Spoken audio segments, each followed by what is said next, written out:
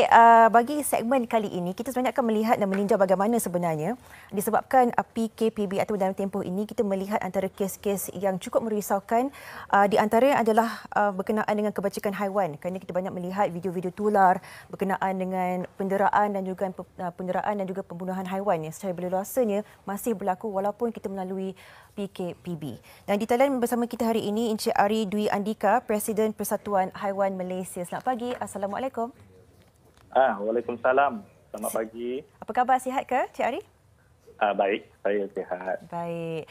Tadi saya sebutkan sedikit sebanyak berkenaan pemahaman kita yang kita melihat begitu banyak kes penderaan, pembunuhan haiwan walaupun kita dalam keadaan yang memerangi wabak COVID-19 yang sangat susah sebenarnya, tapi kita masih mendengar keadaan macam ini. Apakah sebenarnya menjadi punca?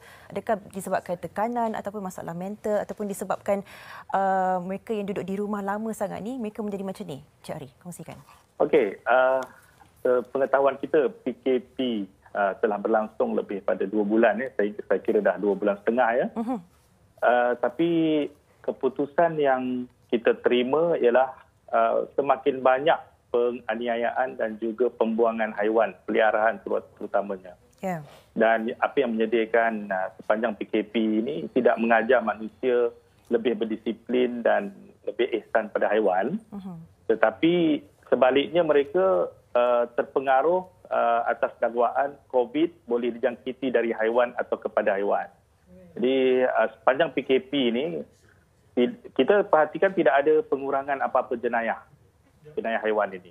Sebab apa kita lihat alasan tidak mampu beri makan, sumber kewangan yang terhad menjadikan kes pembuangan kucing dan anjing berbaka itu adalah yang paling tinggi. Baik. Dan kita nampak maksud dia pendidikan kesedaran tentang kebajikan haiwan ini masih rendah di Malaysia, di negara ini. Ya.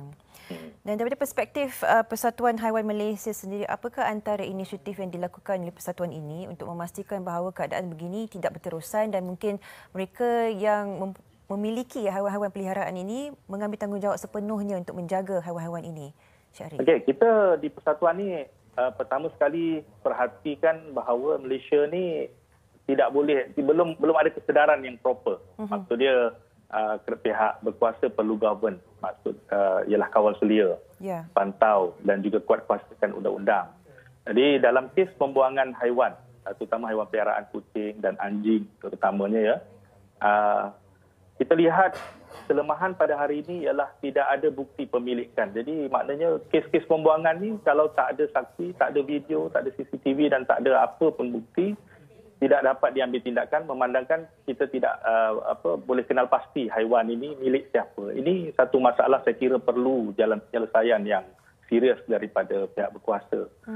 Di pihak persatuan sendiri kita tidak ada apa-apa autoriti melainkan beri kesedaran, kita suarakan di laman sosial dan media dan sepanjang PKP ini saya berterima kasih pada pihak media terutama media perdana dan tabloid kerana mereka banyak beri educate kepada masyarakat tentang pembuangan haiwan, kezaliman ini dan kita tak nafikan semakin serius NGO-NGO bersuara tentang kebajikan ini semakin banyak kes jenayah haiwan dan terbaru yang paling sadis semalam kita terima berita ada pihak mengheret anjing secara hidup-hidup di belakang kenderaan.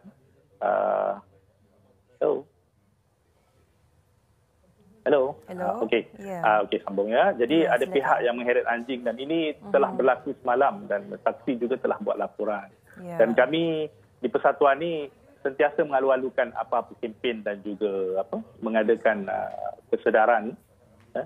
Jadi kita minta supaya semua masyarakat sedar dan faham tanggungjawab dengan haiwan, terutama makhluklah. Baik. Cik Ari, barangkali mereka yang pelaku ni, yang menzalimi haiwan-haiwan ni mungkin tidak tahu yang mempunyai terdapatnya akta ataupun hukuman tertentu yang menanti mereka sekiranya mereka ditangkap ataupun dijumpai berkaitan dengan penderaan haiwan ni. Kalau dikatakan salah satu kesedaran yang boleh disampaikan, apakah sebenarnya hukuman-hukuman yang menanti pelaku-pelaku ni, Cik Ari? Betul, saya setuju kata-kata mengenai ramai lagi yang tidak ada kesedaran. Ramai yang tidak faham bahawa menzalimi haiwan itu merupakan jenayah berat pada kita. Kerana kita ada dua undang-undang di negara ini yang menjaga kebajikan haiwan. Pertama, undang-undang berkaitan haiwan domestik, contoh haiwan peliharaan, ternakan, companion, dan kedua, undang-undang berkaitan haiwan liar. Okay, untuk haiwan domestik ni, kita Malaysia ada Akta Kebajikan Haiwan 2015. Ya. Untuk haiwan liar, Akta Pemeliharaan Hidupan Liar 2010. Dan kedua-dua akta ni saya kira penalti dia begitu kuat.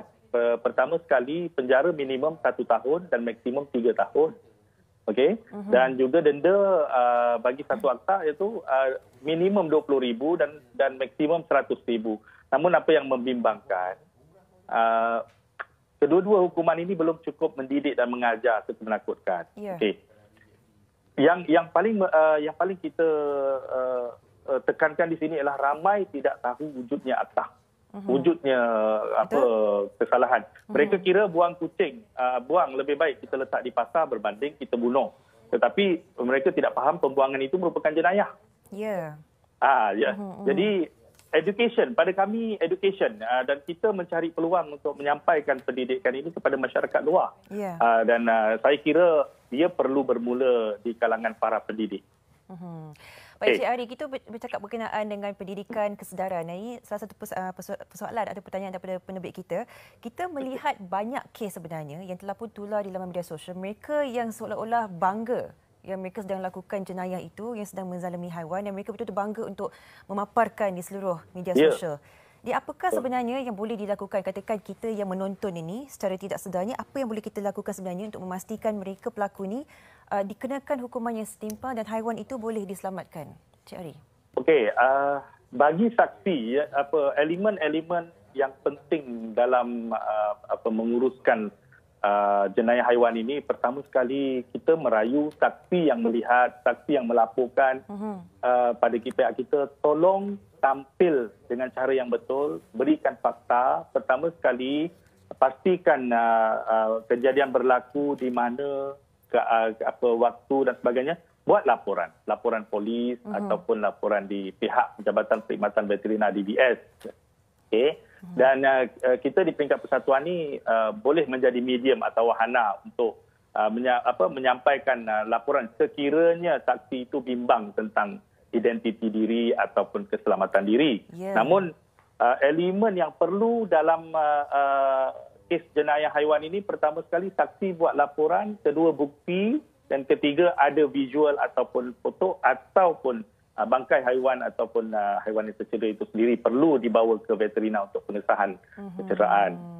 Jadi yang kita lihat masalah utama, sebenarnya saya boleh kirakan pada tahun ini saja saya anggap sudah hampir mencecah 1,000 kes pelbagai aduan di peringkat persatuan. Tetapi yang genuine, yang boleh kita ketengahkan itu amat sedikit dan masih rendah, memandangkan kebanyakan saksi tidak willing, tidak bersedia atau tidak mahu tampil untuk betul-betul kemukakan laporan. Yang ini yang membimbangkan sebenarnya. Saya kira ini satu usaha yang perlu dilakukan bersamalah untuk memastikan perkara ini dibendung. Bukan hanya tanggungjawab persatuan sahaja untuk menyedarkan, tetapi orang ramai juga untuk turut serta melawan mereka ini yang melakukan kezaliman terhadap haiwan. Apapun kita nak ucapkan setinggi-tinggi penghargaan dan terima kasih kepada Encik Ari Dwi Andika, Presiden Persatuan Haiwan Malaysia, meluangkan masa dan juga sedikit sebanyak memberikan kita yang terkini berkenaan kes penderaan haiwan. Terima kasih. Terima kasih, P3. Terima kasih. Baik, itu antara tadi yang boleh kita lihat, apa yang boleh kita lakukan sekiranya kita melihat kezaliman itu berlaku, laporan dan juga bukti yang perlu dipaparkan sebelum laporan itu boleh terus disampaikan ke pihak berkuasa. Baik, seterusnya